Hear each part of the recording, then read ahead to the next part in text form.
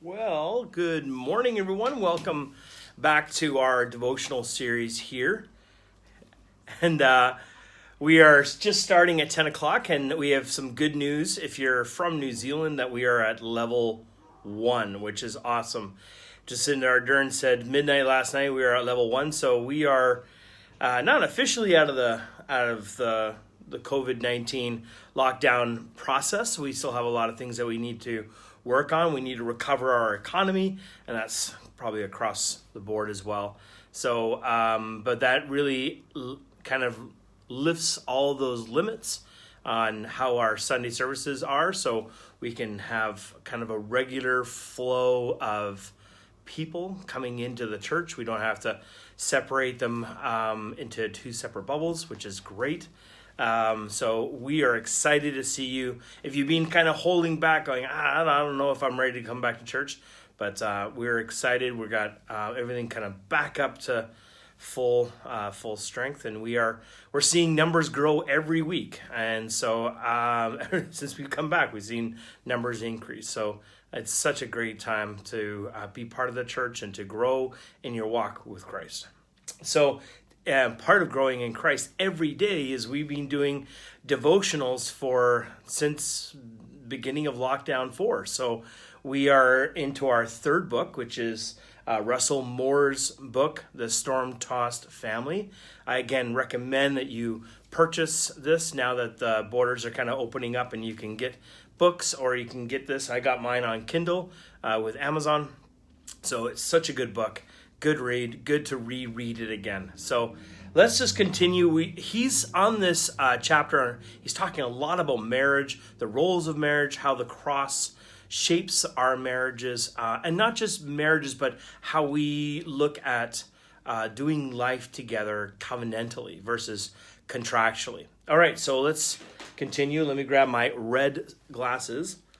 Sometimes I wear them and sometimes I don't. A lot of times if I get glare, I had eye surgery years ago, so sometimes my eyes are strained. So so if you're wondering, is it cosmetic? No, it's not. So here we go. It says, it is simply not the case that people remain in a state of sweaty palms and pounding hearts and butterflies in their stomach around each other perpetually for the rest of their lives. This is bound up with novelty, with driving the couple out of the shire and toward each other. Often, though, someone will note the loss of these signs of novelty without cultivating the signs of maturing and deepening affection. They will assume then that they have fallen out of love, and we've heard that. When they find someone who makes them flush like they experience in adolescence, they can easily conclude that they have found their true, quote, soulmate. And then the cycle begins again.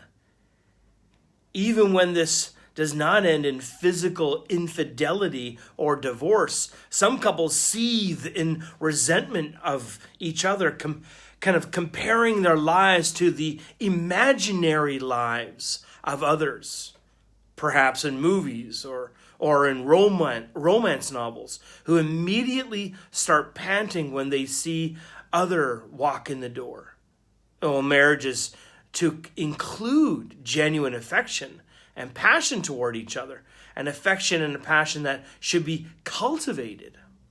But the sense of this changes as you change. Familiarity is not a drudgery, but can instead be the tangible result of a couple growing increasingly into one flesh. This should be received with gratitude. That can only happen, though, if a couple is committed to a real marriage with real joys and real sorrows, and to vows that are permanent no matter what. Now, again, I am not for arranged marriages, or nonetheless, I am drawn consistently to something I've learned from a man from an Eastern country who met his wife for the first time on his wedding day. He said, we did not know one another when we were married. he said, but the same is true for you and your wife, for every married couple. Who can really say that they know one another fully at the beginning of a marriage? He has a point. Even when we choose our own mates, and even when we do so carefully, we still grow to know each other over time, to cleave to each other mentally and emotionally, spiritually, physically as one flesh. This was a hard lesson for me to learn. For a couple of years, I was tyrannized by the thought that I needed to be, quote, ready before I could marry. Now, of course, in one sense, that is obviously true. No one should marry who lacks the maturity to carry out one's responsibilities to one another, or who is not sure about what he or she should look for in a mate or in a marriage. That's not, though, the sort of, quote, ready that I mean.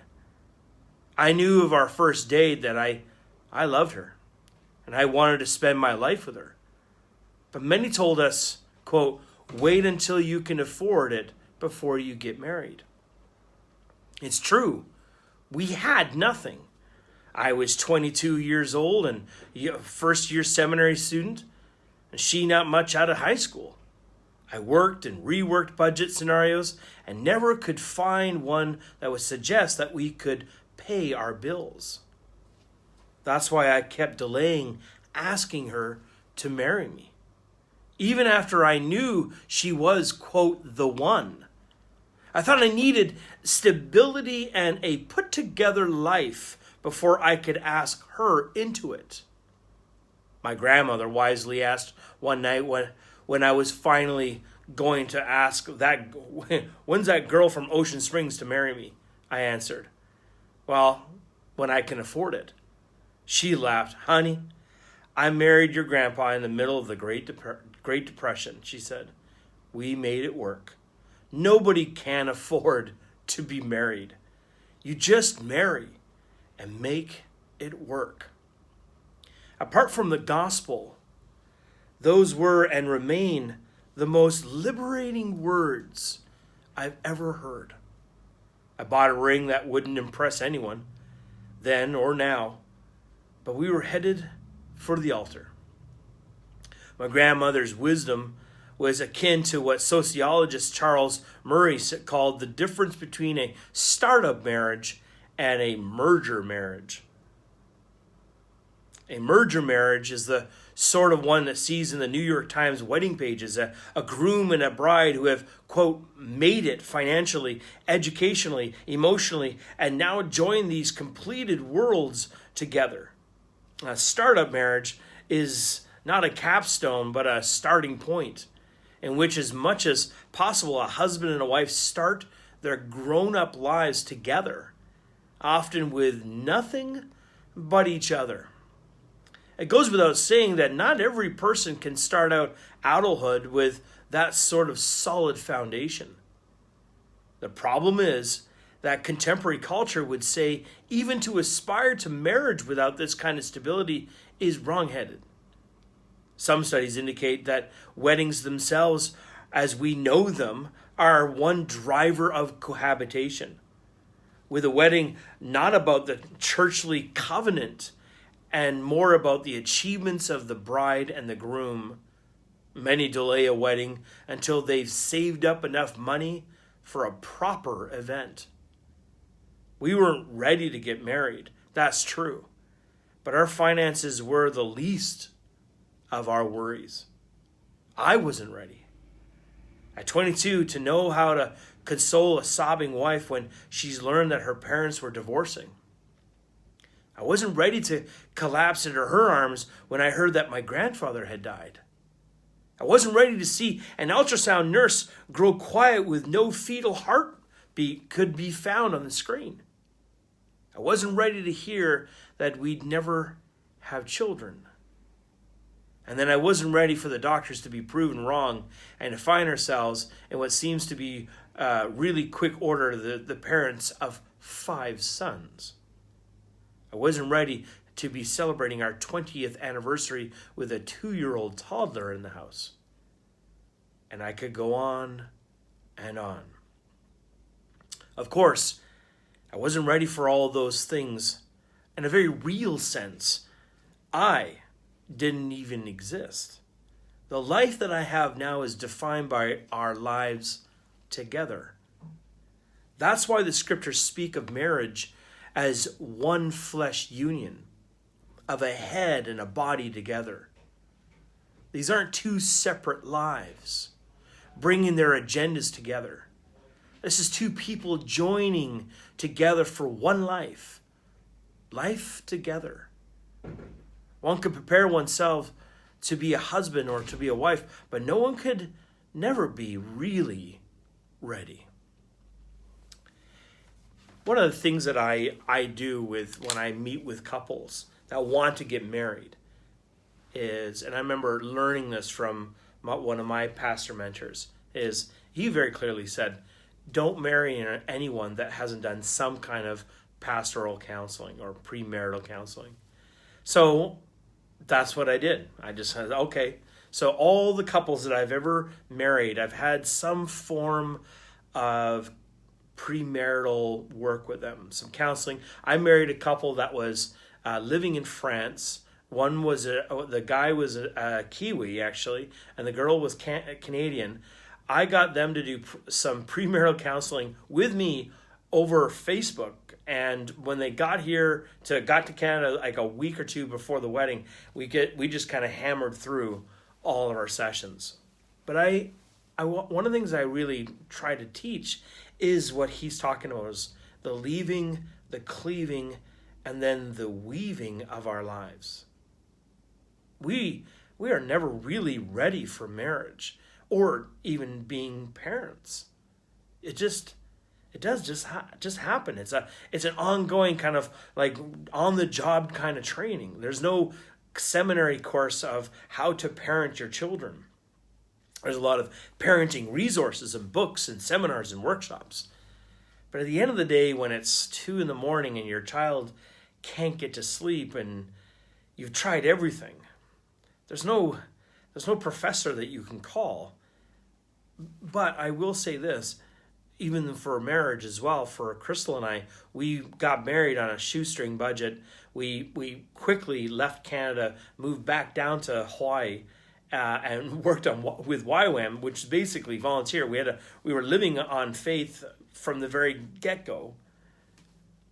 We weren't financially ready, but we knew we had a starter marriage. We started off with nothing. Remember, we had a whiteboard like this in our house in Maui, and we would just prayerfully put up things that we were prayerfully needing, from laptops to, pots and pans and cookie sheets, and we just together, Crystal and I just prayed for those things together, building and weaving a life, but with Christ being the center.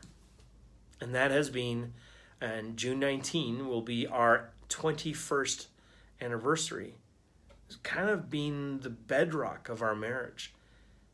And I know I'm not trying to be churchy or cheesy that Jesus is the center, but really it is. We've had to sacrifice and die to ourselves and consecrate ourselves at the foot of the cross daily, like all the time. My agenda, her agenda, our agenda, and constantly go to Jesus, almost with repentant hearts, turning around and saying, okay, thy will be done on earth as it is in heaven. God, what's your plan for our marriage, for our family? We're going to New Zealand? Okay, that's going to cost lots of money. When I first thought of that, I'm like I didn't think oh, it's going to be an awesome thing. It's like, Lord, I could use this money in some other way, or debt reduction, or maybe buy a house finally in Canada. And now we're like, no, we're going to use all that money to move you across the world into New Zealand, because I've called you and Crystal to pastor South City C3 Church. Okay, Lord, So, Lord, let me have another 20 more years. Let me have another 25. Let me have another 30.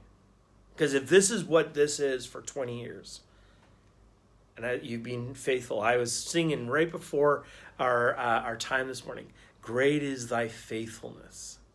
Great is thy faithfulness. In the little things and in the big things. With your health, with your emotions, with your husband, with your children. Or maybe you're single this morning and you're like, or widowed, and you're like, I don't have any of that anymore. But great is thy faithfulness. Great is his faithfulness. He is a good, good God. Well, we love you. We're praying for you. God bless you. We hope to see you Sunday. We will continue to do our online filming probably till the end of 2020 or until we have like no one wanting to watch it. But I think it's important to make sure those that are our online community are still connecting with us. God bless you. We love you. And may the Lord bless you and protect you and his face shine upon you and give you peace. Okay, bye for now. We'll see you in the morning tomorrow, 10 a.m. New Zealand time.